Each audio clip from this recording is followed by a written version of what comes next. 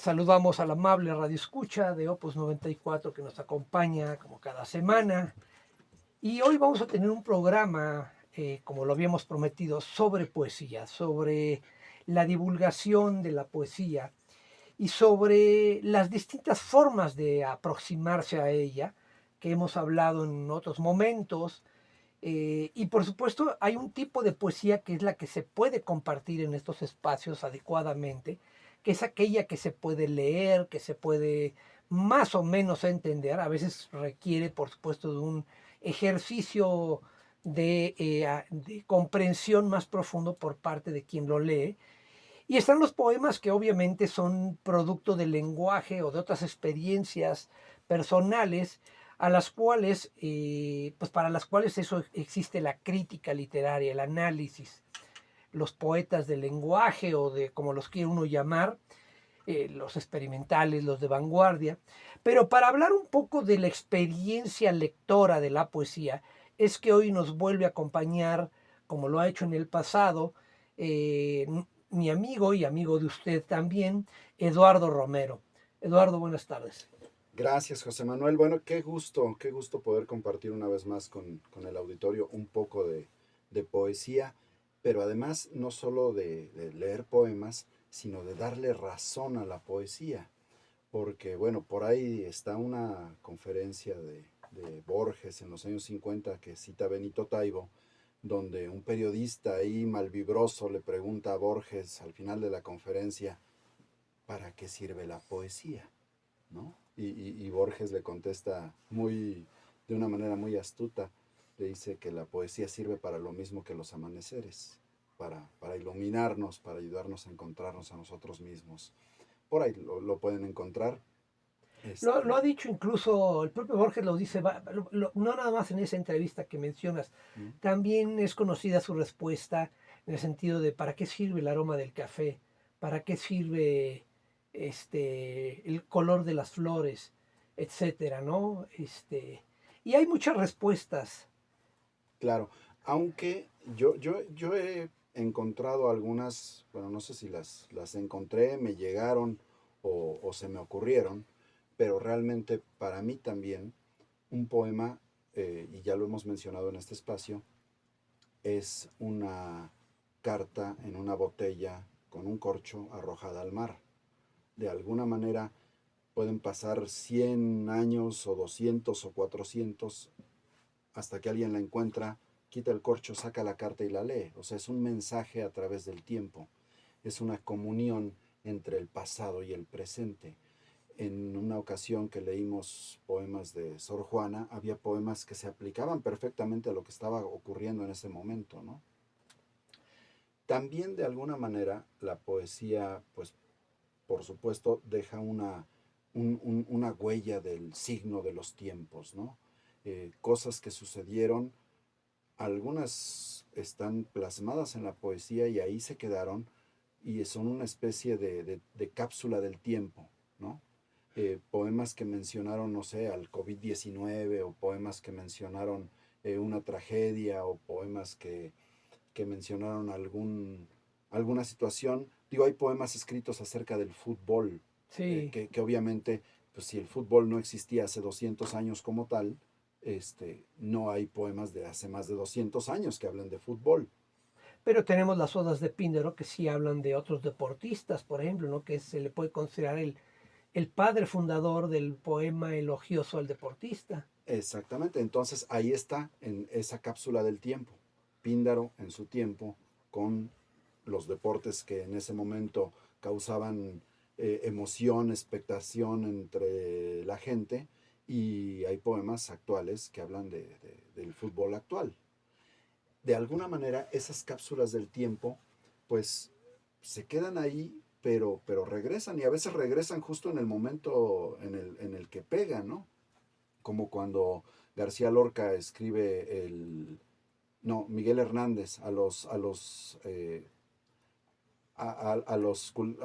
que cultivan olivos, ¿no? Ajá, Este, y en ese momento lo mencioné, este poema se podría trasladar a México en el 2025 o claro, sí, 26 con los que cultivan limones, ¿no? claro, sí. Entonces, ese tipo de cosas es otra de las funciones de la poesía, pero una más interesante incluso es el diálogo que podemos tener a través de la poesía con, de alguna manera, diálogos imposibles. Por ejemplo, cuando Alfonso Reyes habla con la muerte en la poesía, ¿no?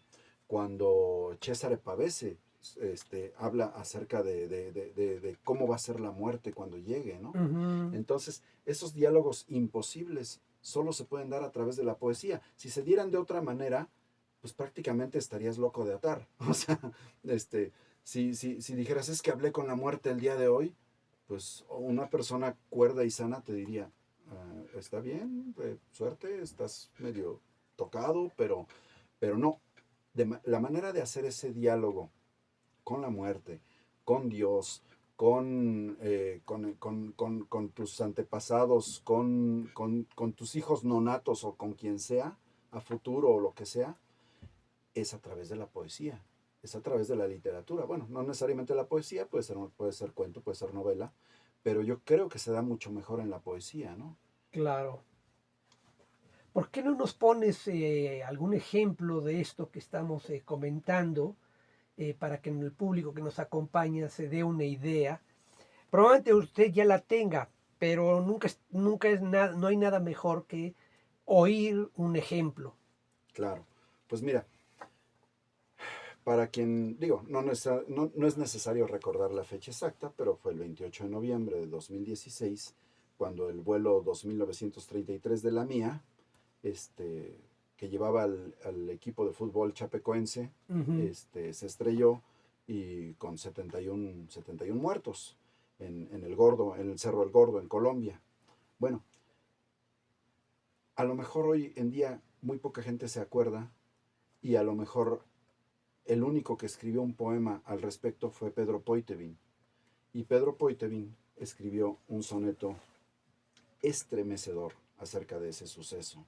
Pedro Poitevin no es brasileño, pero sí es un exjugador de fútbol, es fanático del fútbol y, y es un poeta y matemático y palindromista, bueno, un genio del Sí, cual sí, sí, en lo otras con... ocasiones me gustaría leer más de él, pero por lo pronto seleccioné algunos poemas de su libro Letras Griegas, de Editorial Praxis, y aquí viene un poema acerca de la tragedia del vuelo 2933 que se llama Chapecoense. A veces uno sobrevuela el mundo como quien cumple con su itinerario. He aquí el escándalo de un funcionario, he allá un tuit del autócrata iracundo. El espíritu yerra, vagabundo, aclimatado al torbellino vario, y uno pasa las páginas del diario someramente absorto en lo profundo. No parece haber nada que matice el gesto de antropólogo forense que uno cultiva cuando, cual de tajo, el corazón golpea la boca y dice, se ha estrellado el avión del chapecoense y uno no puede más, se viene abajo. Bueno, después de esta breve pausa para poner algo de música de Chopin, regresamos con nuestra reflexión, con la lectura que estaba haciendo Eduardo Romero sobre este poema de nuestro amigo Pedro Poitevin, un poeta pues con una capacidad creativa verdaderamente asombrosa. Esperamos que en algún momento en el futuro podamos tenerlo aquí en esta cabina como invitado para que nos traiga material de su más reciente hechura. Pero nos estaba hablando Eduardo, y a través de este poema, de cómo la poesía puede establecer estos diálogos entre un grupo de personas que sufren una tragedia indecible y, y el lector, básicamente, porque de lo que se trata es de transmitirle a quien va a leer o va a escuchar un poema esa experiencia. Claro, bueno, esta situación de que la poesía de alguna manera sea una cápsula del tiempo, eh, es muy bonita la idea, pero además es real a más no poder. Aquí hay un poema también de Pedro Poitevin que seleccioné para leerlo, en el cual se menciona el COVID-19 como tal, ¿no? Entonces, pues se los comparto. Muy bien. Generación X. Ahora que mi mundo empequeñece con el coronavirus, me parece que en nuestra adolescencia todos hemos sido pillos ruidosos y blasfemos. Quizá algún día, en una biblioteca, una señora encanecida y seca, llevándose los dedos a la boca, nos increpó: ¡silencio! Y vieja loca, fue lo primero que pensamos. Pero ahora entre mis libros, prisionero, su severa mirada me sorprende, pues de silencio y de quietud depende el futuro del mundo. ¡Qué ironía!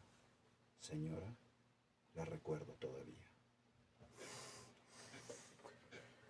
Pues como bien lo dice Eduardo, estas son cápsulas de tiempo que van incluso, me parece que van mucho más allá de lo que se ha escrito y leído en México al respecto.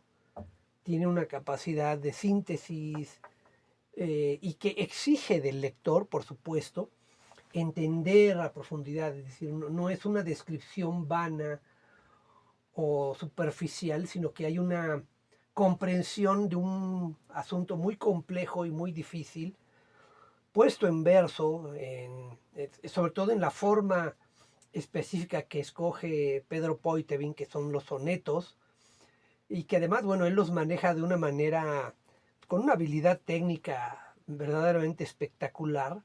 Hace una serie de cosas que, bueno, son difíciles de describir en este momento, pero espero que haya usted podido percibir ese tono particular de este poema, que es, me parece, pues, un prodigio de concisión, como lo decíamos, ¿no?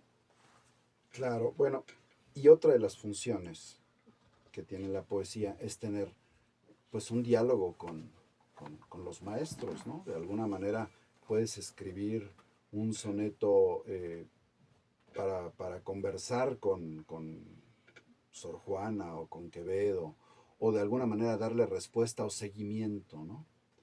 Entonces aquí encontré algo bien interesante. Hay un soneto muy conocido, muy famoso de Francisco de Quevedo, que es Mm, Amor constante más allá de la muerte, sí, y que encontré en el libro de Pedro Poitevin una respuesta o una referencia. Entonces me gusta cómo se complementan y por eso me gustaría leer ambos, ¿no? De Francisco de Quevedo, Amor constante más allá de la muerte. Cerrar podrá mis ojos la postrera sombra que me llevare el blanco día, y podrá desatar esta alma mía ora a su afán ansioso lisonjera. Mas no, desotra parte en la ribera dejará la memoria en donde ardía.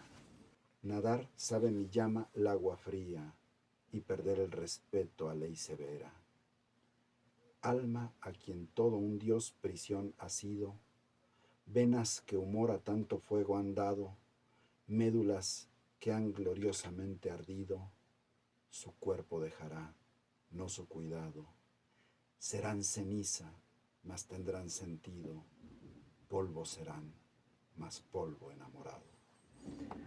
uno de los poemas más célebres de la lírica española. Así es, y encuentro un poema de Pedro que se llama Raíces, donde habla un poco de sus recuerdos de este poema, pero también de cómo llegan los poemas, porque a veces llegan por un familiar, te los lee un tío, tu papá, un profesor, un amigo. Entonces, bueno, se los leo. Raíces de Pedro Poitevin. Mientras yo manoseaba zanahoria, mi abuelo recitaba de memoria y en la bandeja de mi silla alta rodaban las rodajas, salta y salta. Yo oía los sonetos de Quevedo, simple y feliz, sin entender un bledo. En las sílabas viejas, una pista de un futuro ceñido y formalista. ahora, confinado en otro trono, noto la simetría y reflexiono que el polvo enamorado del que vengo, no obstante el bozarrón y el abolengo, tiene culpa de que hoy mi mano inquieta aletee y de golpes de poeta. Recuerdo también que Vicente Quirarte escribió un poema un poco en otro tono, satírico, que se llamaba Amor constante más allá de insurgentes. Okay. Un poema que se volvió pues un clásico.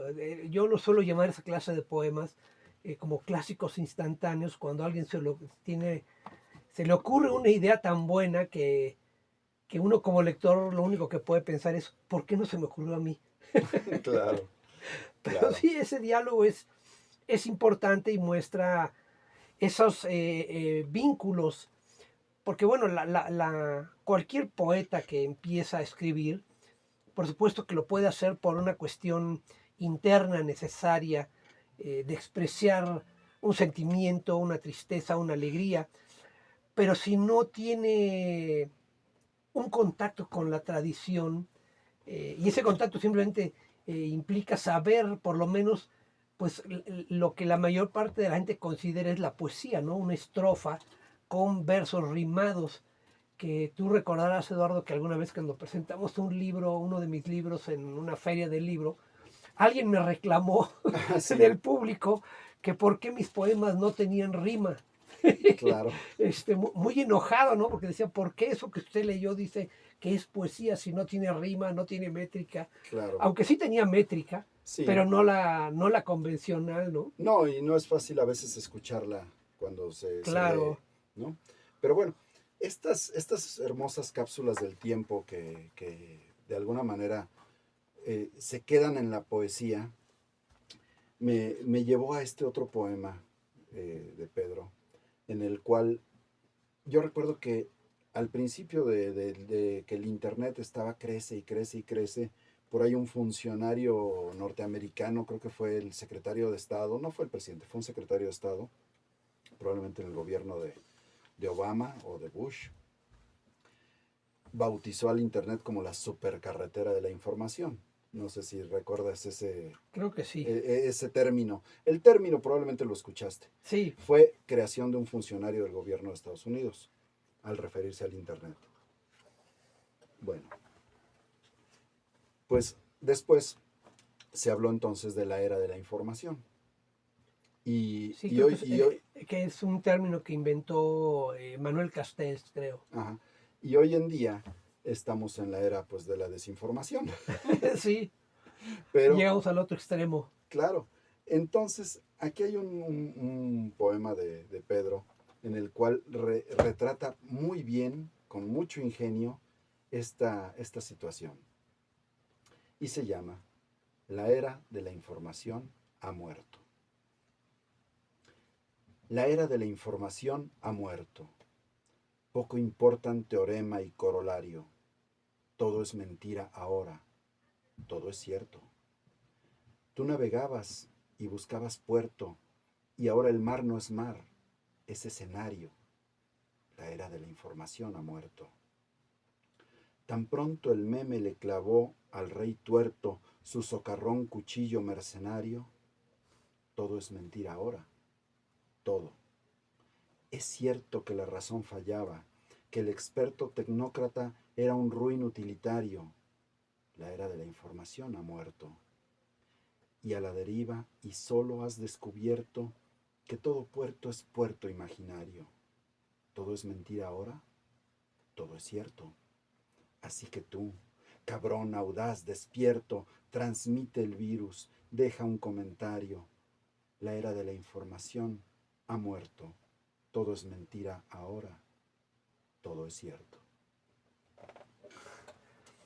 Pues sí, sí, sí, es que además la otra cosa es que la poesía, cuando está escrita de esta manera, tan inteligente y tan lúdica al mismo tiempo, transmite esas críticas que se pueden hacer desde el mundo de la academia con mucha mayor eficiencia que cualquier teoría. Y esa es una de las virtudes del arte y en general, y en particular de la poesía. Sí, bueno, este asunto con la poesía, de que pueda ser de alguna manera también un diálogo entre pasado y presente y con personajes imaginarios o, bueno, imaginarios que son muy reales porque no hay nada más real que la muerte.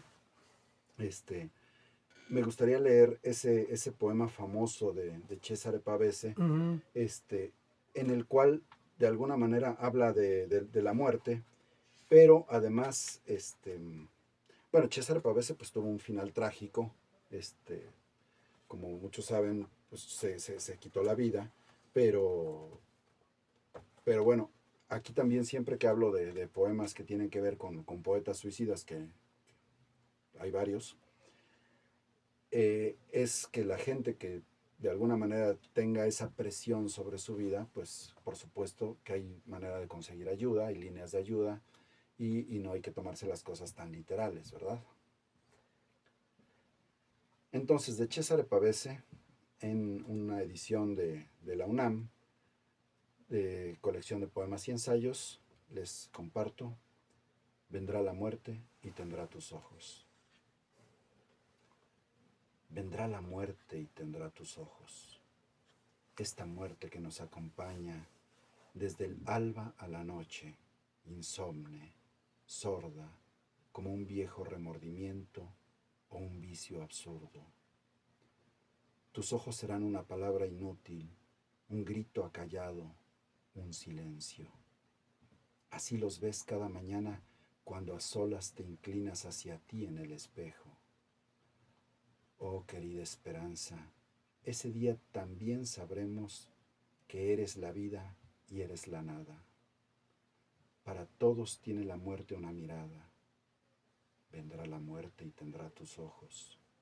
Será como dejar un vicio, como mirar en el espejo la resurrección de un rostro muerto, como escuchar unos labios cerrados.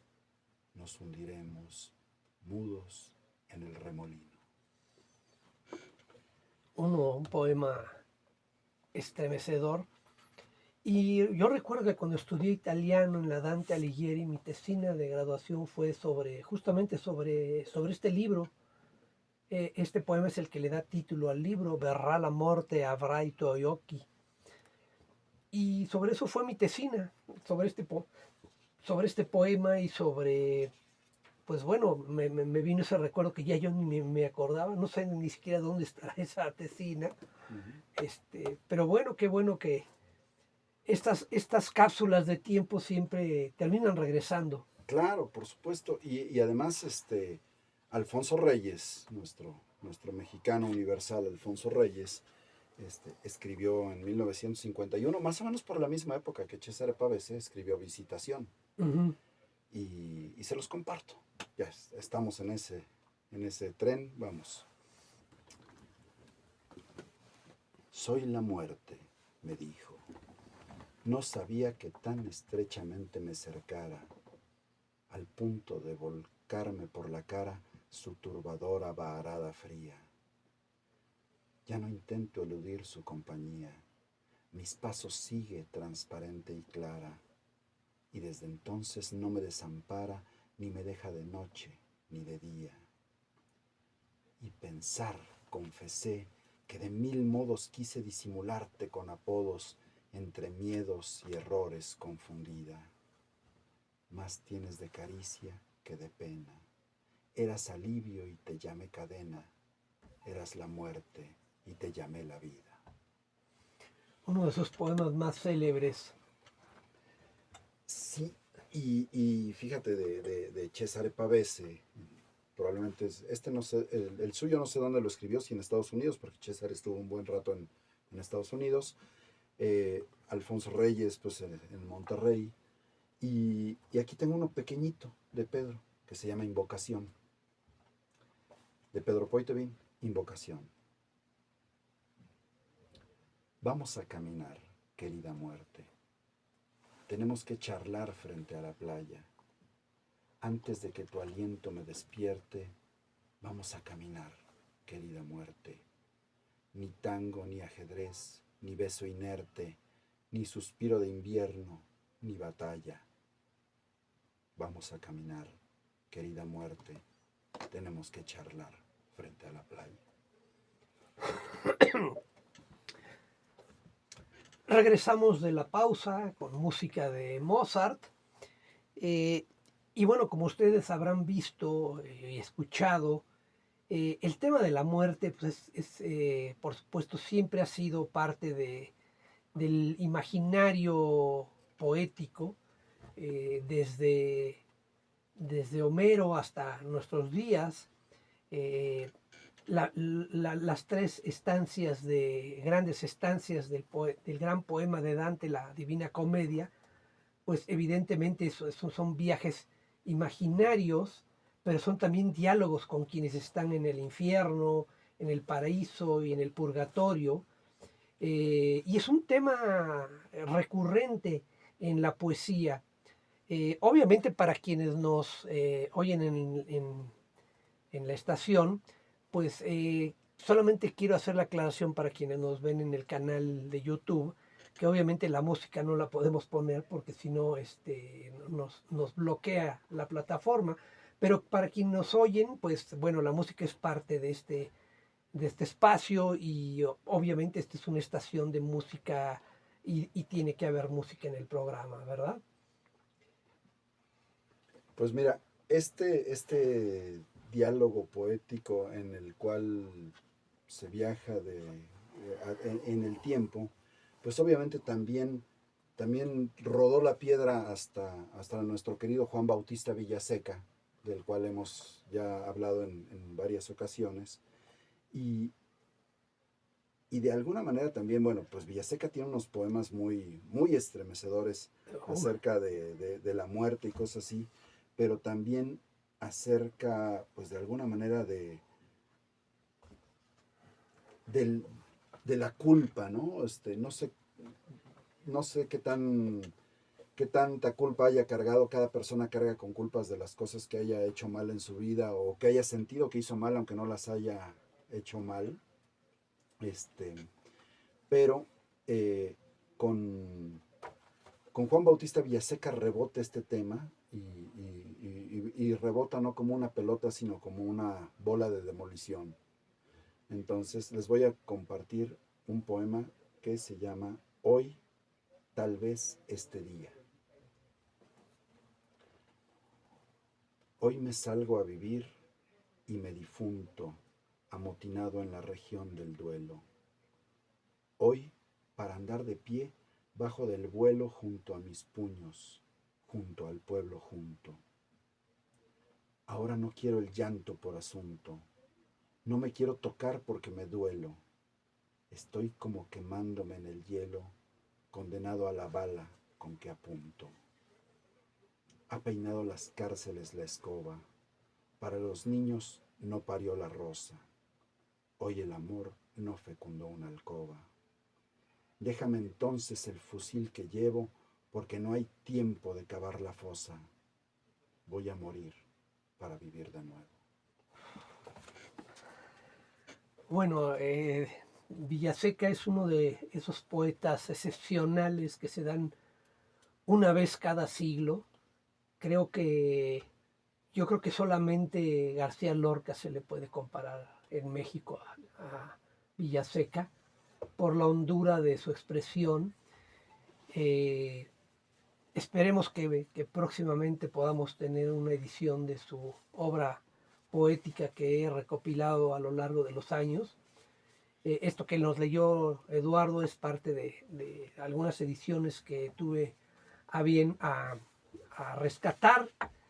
Y desde el título del que él leyó, México Triste, pues ya impone una gravitas, dirían los clásicos latinos. Es uno de esos poetas excepcionales. Le hemos dedicado programas en el pasado y seguramente volveremos a hacerlo en un momento en el futuro. Yo solamente le voy a decir a usted, como se lo dije alguna vez a Eduardo y a todo aquel que me ha oído, que cuando uno transcribe los poemas, cuando yo estaba transcribiendo los poemas de Juan Bautista Villaseca, había momentos en que tenía que detenerme porque se me salían las lágrimas, literalmente. Hay poemas que son brutalmente estremecedores. Pero bueno, sigamos, Eduardo, con esta reflexión y ejemplos de lo que, para lo que sirve la poesía. Claro, claro, bueno, pues fíjate que incluso, bueno, no todo es así de trágico o de grave. Claro, Hay poemas muy divertidos, muy lúdicos, este, que de alguna manera te logran transmitir cierto sentido de la diversión y del amor por la vida y del disfrute de la vida como tal, ¿no?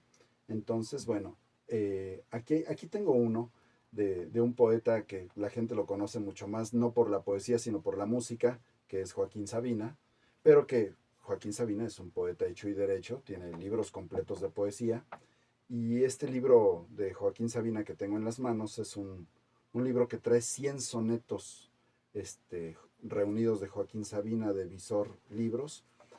Y aquí viene el soneto 91 que se llama Juégate la vida. Y se los comparto. Ultramarino amor, bruja granita, recién conversa al puente de Triana, pura sangre, tirana, gabachita, pies dorados con P de peruana. Lo peor de lo malo, de lo horrible, es la guerra incivil de nuestro ombligo. Lo que no puede ser es imposible. Corrijo. Lo que no puede ser es imposible. Atrévete a ser tú, ti, te, sinmigo. Qué chanchullo el encono que no arde. Si quieres olvidarme lo comprendo. Yo también huyo en trenes a medida. Tierra por medio pon. Mañana es tarde. Y brinda al sol que tienes aplaudiendo. Pero si vienes, juégate la vida. sí, bueno, el tema a veces un poco juguetón, humorístico, no es algo muy común en la poesía, ni en español ni en otras lenguas, ¿no? La poesía española, salvo algunos casos excepcionales de poetas abiertamente satíricos o humoristas, como Renato Leduc o cierto Salvador Novo por allí, eh, algún otro poeta por ahí que no recuerdo en este momento, pero la seriedad es casi siempre presa de la poesía, ¿no? Y es bueno recordar que estos divertimentos, estos juegos, también forman parte de la poesía porque forman parte de la vida. Claro, y como te digo, son una cápsula del tiempo en el cual había muchas cosas, bueno, hay cosas que se mencionan en poemas que pues, en otros siglos no existían y no habría manera de que hubiera existido un poema al respecto o que las mencionara. Y dentro de ese sentido lúdico de Joaquín Sabina, que que les voy a leer no es ni por mucho de sus más picarescos, está uno que hace referencia a los implantes de pecho de silicón. Entonces, bueno, tal cual se los leo, se llama Silicona. Ni imploro tu perdón, ni te perdono, ni te guardo rencor, ni te respeto. Si tardo en devolverte el abandono, repróchaselo al tono del soneto. Rompe la veda, ensánchate, respira, falsa moneda mancha a quien la acuña. Las heces de un amor que era mentira no merecen el luto de una uña. Ni sembraré de minas tu camino, ni comulgo con ruedas de molino, ni cambio mi mar brava por tu calma. El matasanos que esculpió tus tetas de propina, lo sé por mis tarjetas, te alicató con silicona el alma. Sí, pues sí. Un tema además peculiar porque ¿quién va a escribir un poema sobre cirujanos plásticos y de este tipo de cosas? Pero Pues bueno, ni más ni menos que Joaquín Sabina, ¿no? pero es algo que todos vemos además todo el tiempo, ¿no? Y, Y bueno, es un poema muy divertido, por supuesto. Claro, claro. No, bueno, y tiene unos más bárbaros, que que quizás no se puedan leer al aire. Pero bueno, también me recuerda un poco pues a Bukowski, ¿no? Mm, Bukowski tiene unos poemas donde menciona de manera sórdida prostitutas, drogas, alcohol, perder la conciencia, liarse a golpes, o sea, era todo un personaje, ¿no? claro, sí. Y, y bueno, pues esta lectura que estamos haciendo es por supuesto para que usted tenga una visión bastante general. Ya después haremos lecturas como las hicimos en el pasado, digamos, unitarias, formales o retrospectivas de un solo poeta o de poetas de una época, etcétera. Pero aquí estamos haciendo esta lectura un poco más comprensiva de lo que es la poesía. Y estamos hablando, por supuesto, también de una tradición muy concreta, muy específica. Eh, Porque, bueno, tampoco se puede hablar de una manera tan absolutamente general o genérica sobre los motivos de la escritura, si no se ponen ejemplos, si no se puntualizan ciertos aspectos. Y por supuesto, bueno, por la naturaleza misma del tipo de poemas que hemos elegido, que hemos seleccionado y que se pueden compartir en este espacio, necesariamente hay todo un espectro de poesía que no se puede compartir propiamente, pues porque son poemas o abstractos o poemas de lenguaje o experimentales, etcétera, etcétera, para los cuales obviamente hay otras vías de acceso, que ya lo hemos dicho en otro momento, pues es la crítica, el análisis literario, y no significa que estos poemas no puedan ser analizados o estudiados desde una perspectiva técnica, porque también la cuestión técnica es importante y revela mucho del dominio del autor sobre las formas, pero eso no es el tema que aquí nos interesa, por supuesto, ¿no? Eh, Eduardo ha hablado en muchas ocasiones sobre esta experiencia primaria de cuando un poema te golpea, como Manuel Andrade decía en un poema, hay quienes tienen un solo poema que les llegó en algún momento, tú lo decías al Mm. principio del programa, porque y bueno, el propio Pedro Poitevin en su poema también lo decía, porque alguien te lee los poemas de un autor y tú los oyes como dice el poema de él, un poco pues sin prestar mucha atención hasta que en algún momento algo de lo que dice ese autor te llega y te obliga a detenerte, a recurrir a él. Esas experiencias que llegan a ocurrir es de lo que queremos aquí transmitirle y lo que Eduardo a través de este espacio también ha tratado de compartirnos. Claro, bueno, mira, yo siempre que hablo de poesía, animo a la gente que tenga intención de escribir a que lo haga, o sea, a que escriban como sea. Obviamente es mientras más lean, mejor es probable que puedan escribir mejor. Eh, y además, cualquier tema, pero absolutamente cualquier tema se puede escribir.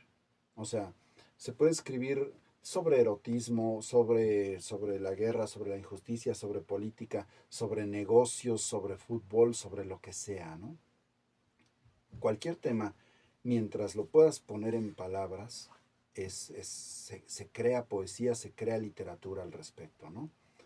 Y para ejemplificar esto, tengo aquí un tema en el cual, por ejemplo, es una situación que se podría considerar chusca, un poco erótica, pero realmente la cuestión es de, esto no me sucede, no es ni biográfico ni nada, sino que más bien es parte del imaginario, ¿no?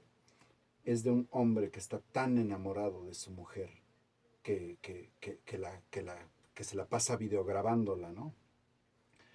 Al grado de que después se vuelve insuficiente videograbarla y tiene que invitar a otro hombre a compartirla, ¿no? para poder verla como la quiere ver. Entonces, esa situación,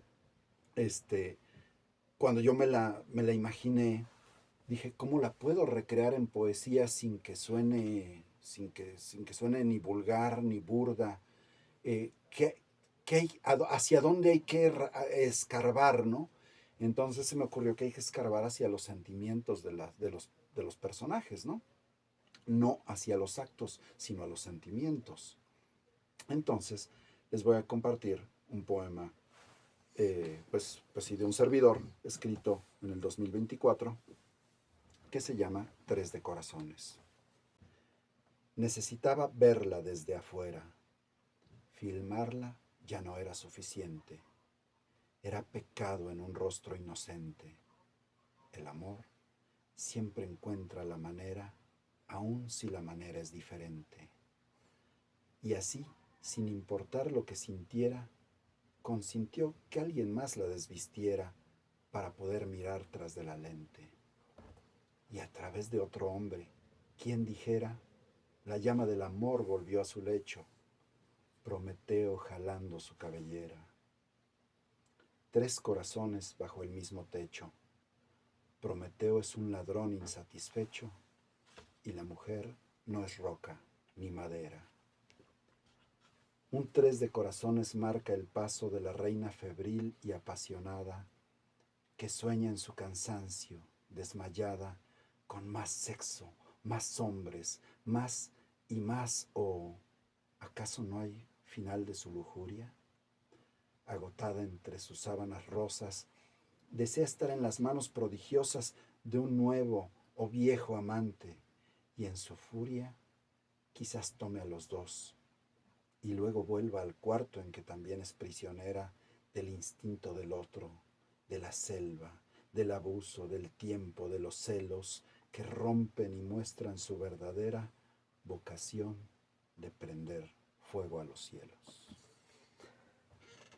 Un tema, es curioso, me trajo un recuerdo de una película de los años 80, serían 80, no me acuerdo ya bien, que trataba un poco, es un tema que el cine erótico ha trabajado, ha tramado o tratado a veces de forma bien, a veces de forma un poco torpe, pero me recordó esta película que se llamaba, creo que se llamaba, de una actriz que se llamaba Shannon Weary, y la película se llamaba algo así como Instinto Animal, y era una historia parecida a la que tú cuentas en este poema. Un marido que la única forma que encuentra de tener una relación sana con su mujer es justamente a través de videograbarla, justamente. Y ya no me acuerdo qué pasaba en la película, había una cosa ahí de unos políticos, no, ya no recuerdo bien, fue algo que vi hace Okay. tantos años, pero es un tema que en el caso de tu poema está muy bien tratado y muy bien retratado. Hombre, gracias. Pues mira, ya para cerrar y para cerrar con un bang, a ver si se puede, me gustaría leer otro poema de Joaquín Sabina, de una situación, pues incluso que algunos consideren, bueno, Joaquín Sabina no tiene nada propio, entonces, o sea, nada correcto, es un hombre políticamente incorrecto, siempre lo fue y va a morir siéndolo, y tiene este poema que a mí me encanta, me divierte, pero es un poco estridente. Muy bien. Se llama Me chupo el dedo. No amortaja la tinta el alfabeto, sino la caja encinta de Pandora. Abona mi locura un chip inquieto, me apoltrona la usura de la aurora. Duermo al toque de centinela alerta, nado sin agua como entre bebidas, cambio la cerradura de la puerta del sol de las desiertas avenidas. Me destroza el charol de los zapatos, saco la lengua en los autorretratos que esboza a mi espaldas el otoño. Se me saltan las lágrimas de risa, ruedo despacio porque tengo prisa, me chupo el dedo cuando sabe a coño. Bueno, pues con esta forma tan irreverente de ser de Joaquín Sabina, y en donde además, bueno, es importante señalarle a usted, Radio Escucha, a usted que nos ha brindado su compañía en esta velada, no hicimos diferencia entre la alta cultura y la cultura popular, porque creo que más allá de los niveles culturales que haya, la experiencia humana es la misma. Claro. De modo que pues por hoy muchas gracias. Nos vamos despidiendo y para quienes nos oyen en la estación, los dejamos con una pieza de John Field, a quien se debe la creación de los nocturnos, que después utilizarían muchos otros compositores, y que nos servirá también para recordar que el nocturno es una expresión poética muy característica de la poesía mexicana, y pues con esta pieza y con esta breve exposición también nos comprometemos en un programa más adelante a dedicarle una exposición a lo que es el nocturno, porque no hay nocturnos en España, es decir, poemas que se llamen nocturnos. Ningún poeta español ha escrito nocturnos, ni ningún poeta argentino, ni chileno, ni colombiano, ni peruano. Los únicos poetas que han escrito nocturnos son los mexicanos. Pero de eso hablaremos en un programa posterior. Y para pues, cerrar el programa, le cedo el cierre a Eduardo Romero. Gracias, José Manuel. Bueno, pues así es. Lean poesía, escriban poesía, pero sobre todo déjenla entrar a sus vidas. Cuando uno le deja la puerta abierta a la poesía invita a los tacos. Nos escuchamos la próxima semana. Muchas gracias.